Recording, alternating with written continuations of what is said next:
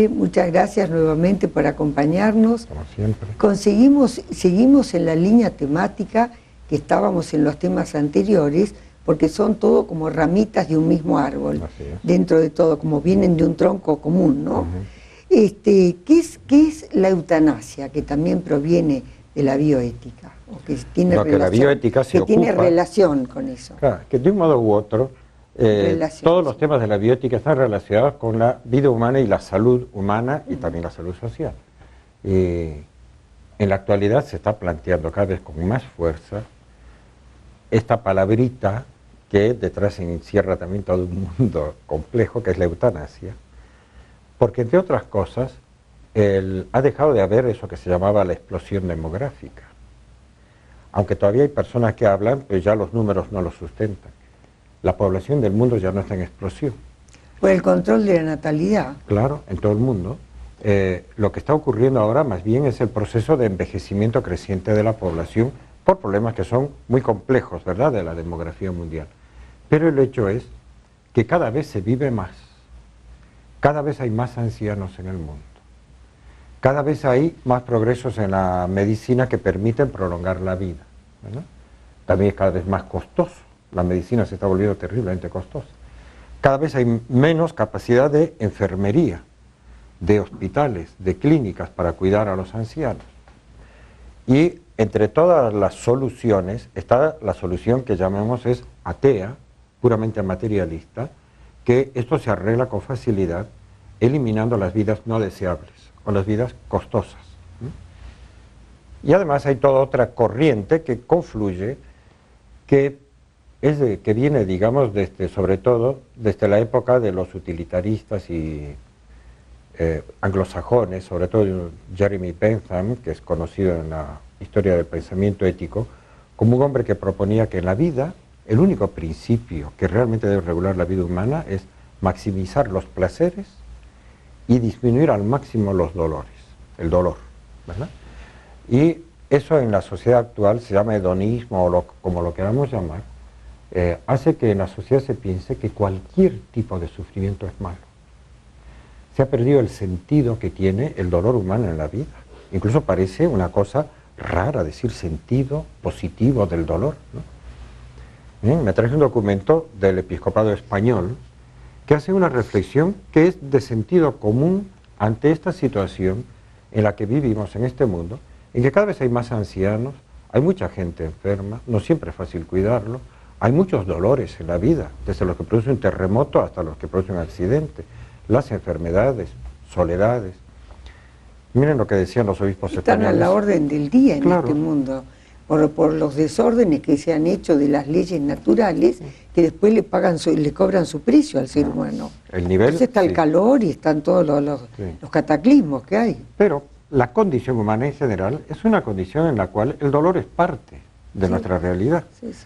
Miren cómo decían, y lo dicen muy bien. El dolor y la muerte forman parte de la vida humana desde que nacemos, en medio de los dolores de parto de nuestra madre, hasta que morimos, causando dolor a los que nos quieren, y sufriendo además por el propio proceso que lleva a la muerte, que es el envejecimiento. Cuando vamos teniendo algunos años sabemos que todo duele un poco más, bueno, y más cosas duelen al mismo tiempo. A lo largo de toda la existencia, el dolor físico o moral está presente de forma habitual en todas las biografías humanas. Absolutamente nadie es ajeno al dolor. O sea, no es un problema que tenemos que resolver, el del sufrimiento y el dolor, eliminándolo. Es un proceso en el que estamos todos involucrados. No hay una biografía que no lo incluya. Pero han surgido, desde hace unas décadas, personas que piensan que hay que eliminar al que sufre. Y también hay que eliminar al que produce demasiado trabajo y demasiado costo a la sociedad porque sufre. En algunos casos se llega a la situación aberrante que actualmente se ha dado en Holanda, que es de todos los países que promueven lo que se llama la muerte por compasión. Matar a otro por compasión. Creen que hacen un bien al prójimo con eso. Fíjese hasta dónde han ido progresando en la perversión que hay en este pensamiento de matar a otro para que no sufra. Es que fíjese la situación que se ha planteado en Holanda, en el que hace unos años una madre de familia joven con un hijo pequeño que iba al colegio recibió la noticia de que el hijo había muerto por un accidente, un auto atropelló al chico al salir del colegio. La noticia, como es lógico, como es lo que hay que esperar, le produjo una especie de shock terrible. Acudió el médico que tenía que acudir, el médico del Estado, a atenderla, y después de valorar la situación y ver que estaba cayendo en una depresión profunda la señora, lo que hizo fue consultar con otro colega, porque eso lo permitía la legislación, y decidió que su calidad de vida había disminuido tanto que había que impedir que siga sufriendo lo que estaba sufriendo. Y le aplicó una eutanasia. Qué bárbaro. La mató, poniéndole una inyección doble de no sé qué, de morfina, de algo mortal. El caso llegó a la Corte Suprema de Justicia en Holanda, que fue un leading case. Y la Corte Suprema dictó que efectivamente había incurrido en errores de forma el médico ese, por no haber seguido no sé qué procedimientos que debía haber consultado antes, y lo inhabilitó por 3 meses.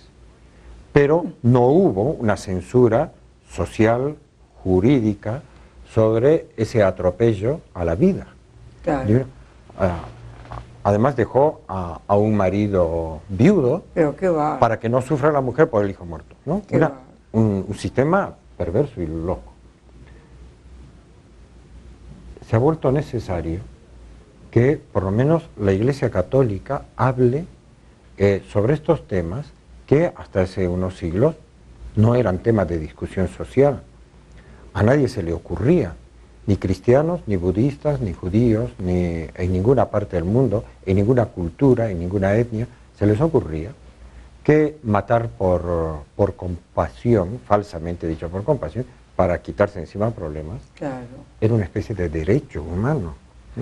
Pero ahora se lo plantea así, que la sociedad tiene derecho, que ninguna vida de por sí tiene, digamos, una protección incontestada en la sociedad, que hay situaciones en las cuales puede ser necesario eliminarla.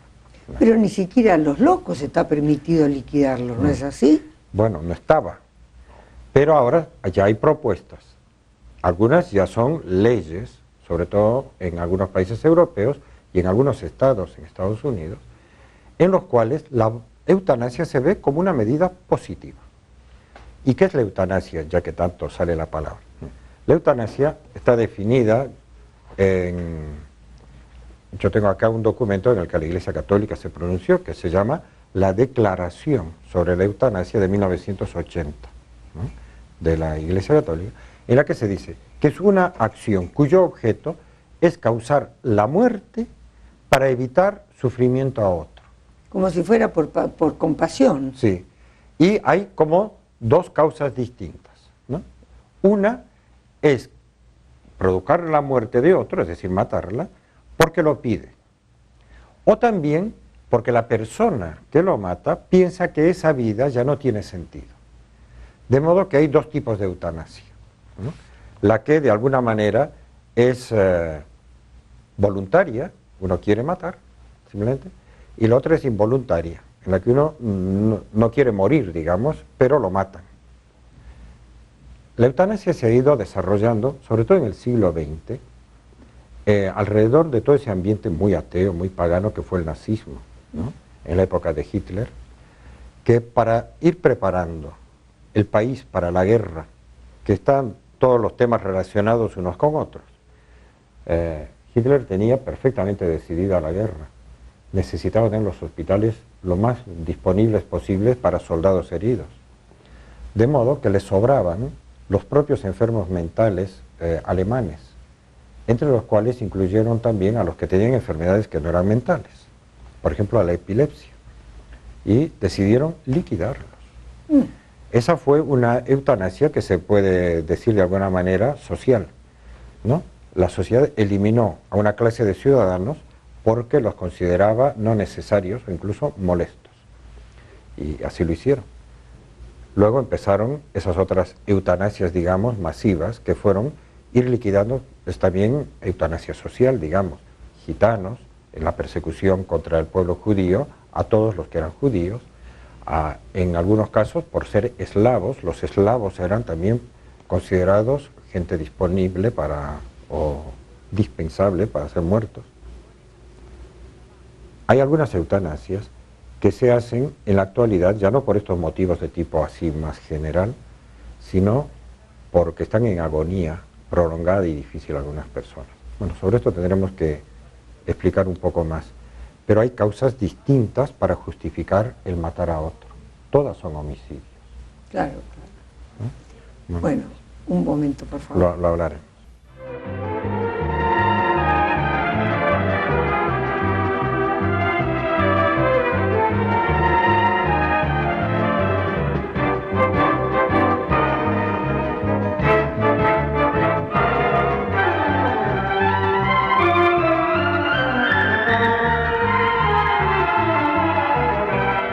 Continuemos, padre, por favor, entonces. Bueno, estaba diciendo, todos estos modos o causas o motivos que se están inventando, incluso legalmente con leyes, para matar o eliminar a algunas personas de la vida social, que se llaman eutanasia en general, la Iglesia Católica los considera homicidios, a todos, ¿no?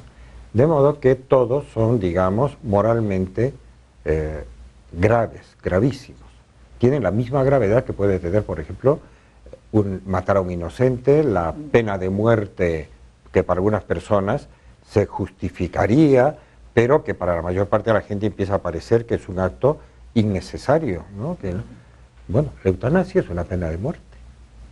Y hay personas que curiosamente en la sociedad están en contra de la pena de muerte y están a favor de la eutanasia, ¿no? Estamos en una situación de locura colectiva en estos Claro, casos. consideran la pena de muerte desde el punto de vista legal como como matar en defensa propia, porque si este hombre es perjudicial para la sociedad, uno en legítima defensa lo liquida y ya no nos molesta más. Claro. Lo agarran por ese lado el asunto. Sí. Pero con la eutanasia es distinto porque no es por temor al asesino que lo liquidan, sino que es por tener motivos menos inconfesos. Sí, claro. ¿No? Ahora, ¿cuáles son esos motivos inconfesos? Pues algunos pueden ser, digamos, de tipo psíquico. ¿La silla eléctrica no existe más entonces ya? Bueno, en Estados Unidos creo que sí. Pero bueno, es un tema que está relacionado con la pena de muerte. Bueno, perdón. Nos quedamos con el tema de la eutanasia. Sí. Hay una eutanasia que actualmente se está desarrollando mucho que se llama perinatal, es decir, un poquito antes y un poquito después del nacimiento. ¿No? Un poquito antes porque el niño se descubre que viene mal, o que no va a ser recibido bien, o que la familia lo pide, y entonces hay médicos que ya están dispuestos, instituciones, a producir eso que se llama un aborto todavía, pero realmente es un infanticidio. Claro. O inmediatamente después de nacer, porque le encuentran un problemita al niño o a la beba que no habían previsto, y entonces se están promoviendo leyes en Europa y ya varias legislaciones en estudio para el infanticidio. Igual que en Estados Unidos se ha discutido el aborto en el 9º mes de embarazo, que es un bebé. Es un disparate. Eso es un infanticidio. Eso es la llamada perinatal. Bueno, de todos los tipos de eutanasia, que sean directas o indirectas, bueno, indirectas no, perdón, porque si no voy a confundir un poco a los que nos escuchan. La eutanasia llamada directa es la que busca como fin inmediato el matar a una persona. La indirecta no. La llamada indirecta no hay que llamarla realmente eutanasia. Son procedimientos médicos, por ejemplo, dar calmantes muy fuertes, que a veces acortan la vida. Pero hay situaciones en las cuales es inevitable, es como un efecto no deseado, que se acorte la vida, pero tratando de aliviar el dolor de una persona. Y hay situaciones que realmente exigen algún tipo de tratamientos muy fuertes para que no sufran tanto. Eso no es eutanasia. Pero de todos los temas estos relacionados con la eutanasia, en la sociedad lo que se está poco a poco perdiendo es el sentido de que toda vida es valiosa y de que hay sufrimientos que son perfectamente, digamos, lógicos, que no son problemas a eliminar, sino que son situaciones para acompañar. Que una persona que sufre lo que necesita es atención, es tratamiento, pero sobre todo es respeto a su dignidad personal. Y cariño. Y mucho afecto. Es un gran ayuda. Eso se está perdiendo. Sí. Esos aspectos acá no los podemos tocar, que son los ricos, los más humanos. Sí, sí. Pero sí algunas cosas, digamos, técnicas.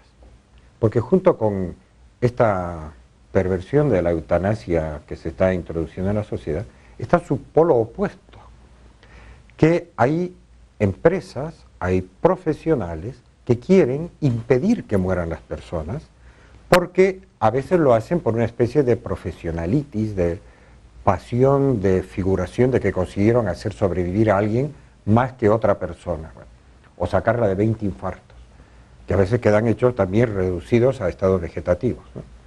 Son ensañamientos terapéuticos. Algunas veces es porque las familias, por un sentimentalismo que es muy cruel, quieren hacer vivir unos días más o unas semanas más a personas que realmente lo que están haciendo es irse de esta vida.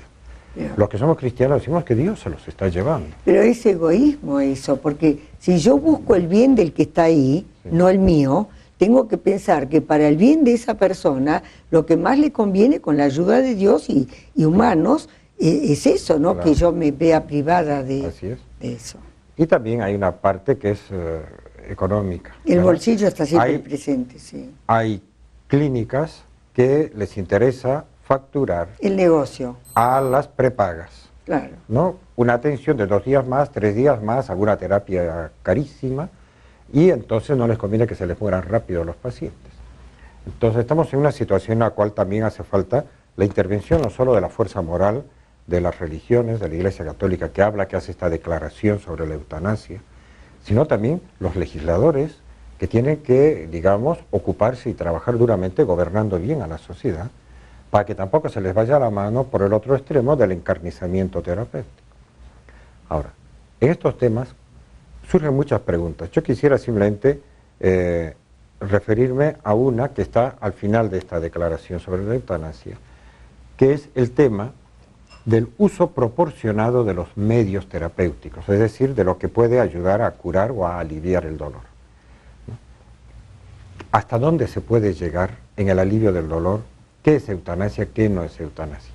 Bien, hay algunas puntualizaciones que pueden ayudar a que la gente tenga un poco más de criterio y algunos médicos además sepan también cómo pensar en estos temas, ¿no? Y es que antiguamente se hablaba de que había medios ordinarios y extraordinarios para atender a las personas que sufren.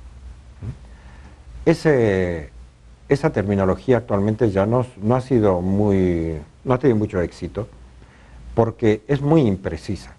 Como está desarrollándose tanto la ciencia, la tecnología, claro, ha ido cambiando. Lo que era extraordinario hace 20 años ahora es ordinario en muchos tratamientos. De modo que actualmente se ha progresado mucho en el modo de plantear las situaciones, sino hay que pensar en qué es proporcionado y qué es desproporcionado en cada situación concreta. Proporcionado o desproporcionado acá. Uno, a los riesgos. ¿Qué puede ocurrir con ciertos tratamientos que a lo mejor son experimentales, que de los que no hay todavía mucha experiencia, se pueden hacer o no? Algunas veces son los costos. Una familia podría quedarse en la miseria absoluta por tratar de prolongar un tratamiento que de todos modos va a terminar en el fallecimiento de la persona. Y no se les puede exigir que toda la familia quiebre económicamente. Entonces, hay situaciones en las cuales hay que ver qué proporción hay entre lo que se está haciendo, pero siempre con un criterio básico. La proporción o la desproporción entre los medios tiene siempre que respetar la dignidad de la persona. No hay que hacerle cosas como, por ejemplo, el homicidio, matarla. Pero hay ciertos tratamientos que no son razonables. Entonces, miren lo que dice esta declaración. Es lícito recurrir, a falta de otros remedios, a la medicina más avanzada, aunque todavía esté en fase experimental. ¿Por qué? Porque cuando el enfermo acepta, pero tiene que aceptarlo, o la familia del enfermo, acepta estas terapias experimentales, dan un ejemplo de generosidad por el bien de la humanidad para que se pueda ver si ese medicamento sirve o no sirve. Claro. También es lícito interrumpir la aplicación de algunos medios extraordinariamente caros o difíciles o poco habituales. Y es lícito también, muy bien, contentarse con los digamos, los medios más ordinarios que tiene la medicina en la ciudad, en el lugar, en el barrio donde uno está. No es que uno se quiere suicidar, no hay obligación de siempre buscar lo más caro, lo más extraordinario, tener que viajar a Europa o a Estados Unidos para un tratamiento carísimo, pedir que toda la sociedad colabore y haga una colecta, ¿no? Es lícito, moralmente lícito, aceptar los tratamientos ordinarios sabiendo que dentro de poco puede uno fallecer, ¿no? O que se le fallezca una persona querida. Bueno, es simplemente anotar que existe esta declaración. Bueno, padre, 1.000.000 de gracias. Será, si Dios quiere, hasta el próximo encuentro. Bueno, un gusto.